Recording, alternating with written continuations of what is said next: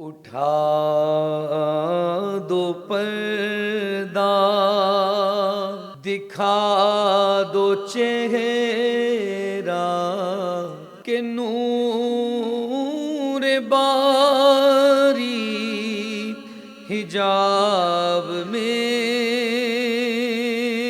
ہے۔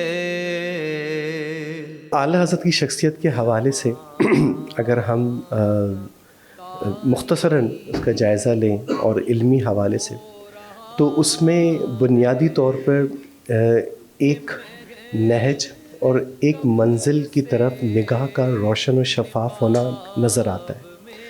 جیسے ابھی حوالہ دیا جا رہا تھا کہ وہ ایسا ماحول تھا جب انگریز بھی مسلط تھا اور مسلمانوں کی پستی تھی، لیکن ایک کرج موجود تھی، ایک ایسا جذبہ موجود تھا جس میں یقینی ایک صورتحال ذہن کی موجود تھی کہ مسلمان غلبہ حاصل کر چکے ہیں۔ زندگی گزارنے کے دو طریقے بالعموم ہوتے ہیں، ایک تو ہوتا ہے کہ آپ وکٹم بن کر جو ہے زندگی گزاریں اور بلیمنگ گیم شروع کر دیں، جس طرح شیطان نے اس وقت کہا تھا کہ تو نے مجھے گمراہ کر دیا۔ اب افسوس کے ساتھ کہنا پڑتا ہے ہم اپنے اوپر کوئی ذمہ داری نہیں لیتے، فلاں کی وجہ سے یہ ہوا، اس کی وجہ سے یہ ہو گیا، یا لائٹ نہیں تھی تو ریسرچ کا کام نہیں کیا، اور ہمارے پاس ریسورسز نہیں تھے، گاڑی نہیں تھی تو رکشہ دیر سے آئے، یعنی ہم نے کچھ بھی نہیں کیا، ہم بالکل پاک صاف ہیں، اور یہ کسی نہ کسی وجہ سے ہوا۔ اور دوسرا جو ایلیمنٹ ہمیں قرآن پاک انبیاء علیہ السلام کے حوالے سے بتاتا ہے، جیسے آیت کریمہ کا ہم ریڈ کرتے ہیں، لا الہ الا انت سبحانک انی کنت من الظالمین، وہاں پہ رسپانسبلٹی نظر آتی ہے، وہاں پہ کازز کی تلاش نظر آتی ہے۔ تو یہی جو انبیاء علیہ السلام کی سنت ہے کہ ہم رسپانسبل ہیں اپنے تمام تر افعال کے اور اقوال کے بھی، اور جب ہم اس سوچ کی طرف آتے ہیں کہ ہم نے رسپانسبلٹی محسوس کی تو پھر چینج کی ایک فکر محدود ہوتی ہے۔ جب میں یہ سوچ کر بیٹھ جاؤں تو میں نے کچھ کیا ہی نہیں، یہ تو ان لوگوں کی وجہ سے معاملہ ہوا ہے، تو میں کبھی اپنے آپ کو نہیں سدھاروں گا۔ تو بہت افسوس کی بات یہ ہے کہ ہم شاید اس زوم میں زندگی گزار رہے ہیں کہ یہ فلاں فلاں فلاں فلاں فلاں کی وجہ سے معاملہ ہوا، اور اس میں ہمارا کوئی عمل دخل نہیں، تو یہی وجہ ہے کہ تبدیلی نہیں آئی۔ اگر اپنے زوال کی بات کرتے ہیں، اپنے اداروں کی بات کرتے ہیں اور اپنے معاملات کی بات کرتے ہیں، تو ہمیں یہ دیکھنا ہوگا کہ اس کا کاز کیا ہے، اور جب وہ کاز کی تلاش ہوگی تو یہ وہ سینس آف رسپانسبلٹی ہے کہ جو ہمیں ایک راستہ دیتی ہے۔ اور دوسری بات میں یہاں پر یہ بھی کہنا چاہوں گا کہ اعلیٰ حضرت علیہ رحمہ کے آپ کوئی بھی معاملہ دیکھ لیں، پولیٹیکل اسپیکٹ سے دیکھ لیں، اور جب وہ سوئے لال ہزار پھرتے ہیں اس نعت کو دیکھ لیں، تو دیدار کا بھی یقین، عشق کا بھی یقین، اور ہر معاملے میں یقین کی صورت پائی جاتی ہے، ہمیں اس کی ڈیولپ کرنے کی ضرورت ہے۔ دوسری بات جو ہم یہاں دیکھیں، کل کانفرنس میں بھی بات ہو رہی تھی کہ اعلیٰ حضرت ایک محنت کا نام ہے، جد و جہد کا نام ہے، مشقت کا نام ہے، دقت کے ساتھ کام کرنے کا کام ہے۔ معذرت کے ساتھ اعلیٰ حضرت بریانی کی پلیٹوں اور جلیبی کی سجی ہوئی دیگوں کا نام نہیں ہے۔ ہم نے اس والے جو میٹھا میٹھا ہپ ہپ کو تو لے لیا ہے، ہم شاید اس محنت سے بہت دور ہو گئے ہیں جو اعلیٰ حضرت کی سنت ہے۔ کل بتایا جا رہا تھا کہ 22 گھنٹے آپ کام کرتے تھے، اور ایسا کوئی لمحہ نہیں تھا جہاں پہ جو فالتو یا فضول ہوا ہو۔ اور اگر ہم اپنی زندگی کو دیکھیں اس میں پروگریسونیس نہیں ہے۔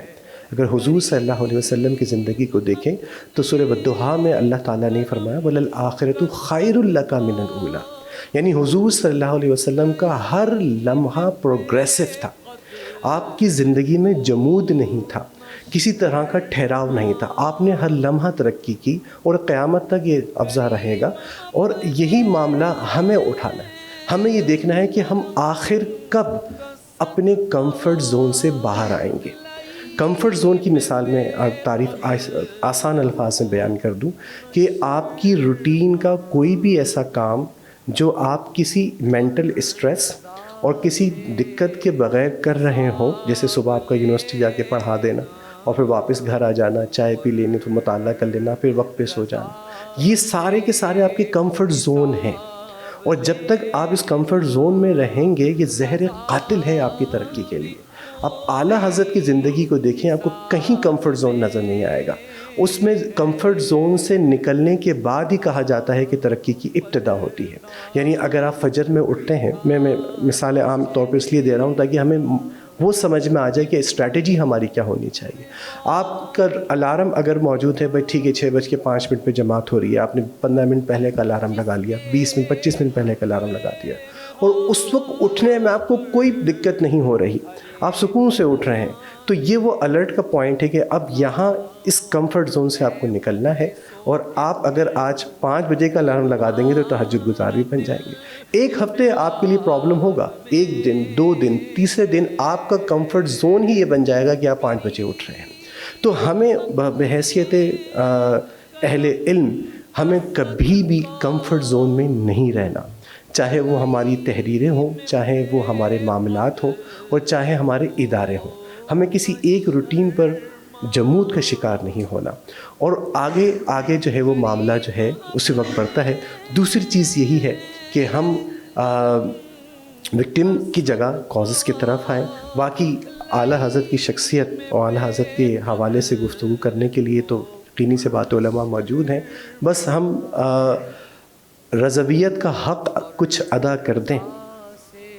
بہت مشکل ہے، لیکن اپنے تئیں اپنے ذہن میں ارادہ ضرور ہو. ڈاکٹر صاحب کی شخصیت موجود ہے، مجھے جب بھی ان کی شخصیت ذہن میں آتی ہے مجھے وہ حدیث کا خلاصہ آتا ہے کہ جب اولیاء کرام کو جنت میں بھیجا جائے گا، کچھ لوگ جو ہیں وہ دم سے لپٹ کے کہہ رہے ہوں گے ہم نے آپ کو پانی پلایا تھا. کوئی یہ کہے گا، میں مفہوماً عرض کر رہا ہوں کہ ہم نے آپ کی یہ خدمت کی تھی.